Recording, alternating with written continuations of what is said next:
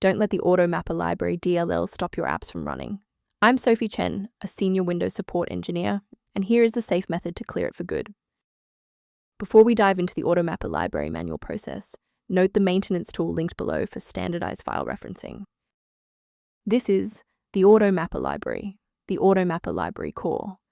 It provides unmanaged-friendly routines for automatically mapping data from one object type to another.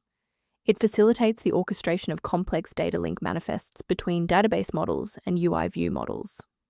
With that context in mind, our first logical step is a clean reinstallation.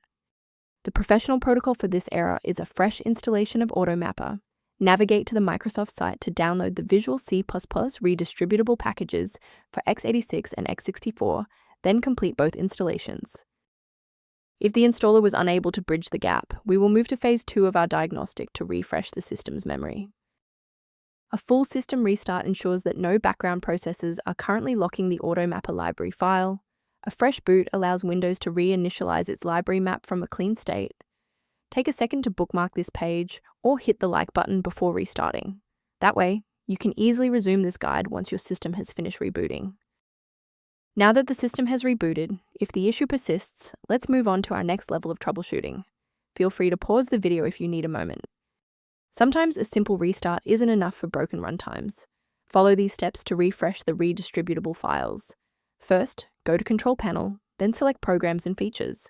Second, find every Microsoft Visual C Redistributable 2005 through 2022.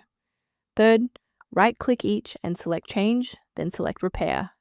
If that fails, download the latest all-in-one VC++ redistributable package from Microsoft's website. Please note that for DLL files with numbers, the number tells you which version to repair. For example, 120 equals 2013. To ensure long-term stability, we should review the safety risks associated with unverified file sources.